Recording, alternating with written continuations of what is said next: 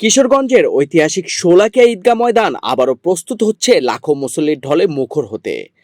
আসন্ন ঈদুল আজহাকে ঘিরে শুরু হয়েছে ব্যাপক প্রস্তুতি। এবার শোলাকিয়ায় অনুষ্ঠিত হবে 199তম ঈদ জামাত, যা দেশের সবচেয়ে বড় এবং ঐতিহ্যবাহী ঈদ জামাতগুলোর অন্যতম।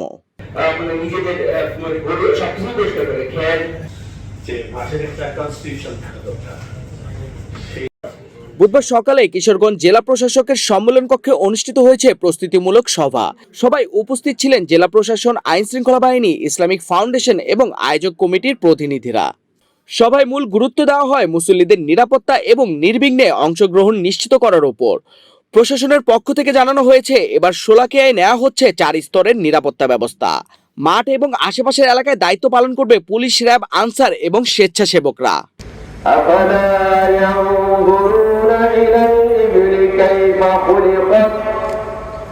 ঈদগাহ ময়দানে বসানো হবে সিসিটিভি ক্যামেরা, থাকবে ওয়াচ টাওয়ার, প্রবেশপথে থাকবে তল্লাশির ব্যবস্থা। এছাড়া জরুরি চিকিৎসা সেবাও নিশ্চিত করার প্রস্তুতি নেওয়া হয়েছে।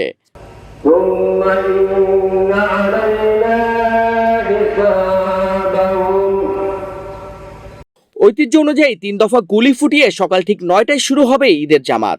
এবছরে জামাতে ইমামতি করবেন শহরের বড়বাজার জামে মসজিদের খতিব মুফতি আবুল খায়ের মোহাম্মদ সাইফুল্লাহ। প্রায় 2 শতাব্দীর ইতিহাস বহন করছে শোলাকিয়ার এই ঈদ জামাত। প্রতি বছর দেশের বিভিন্ন জেলা থেকে লাখো মুসল্লি এখানে অংশ নিতে আসেন।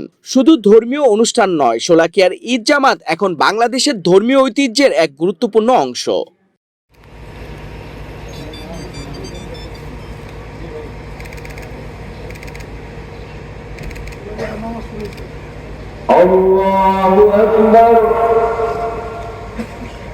প্রশাসনের আশা, সব ধরনের প্রস্তুতি সম্পূর্ণ করে এবারও শান্তিপূর্ণভাবে অনুষ্ঠিত হবে দেশের সবচেয়ে আলোচিত এই ঈদ জামাতগুলোর একটি।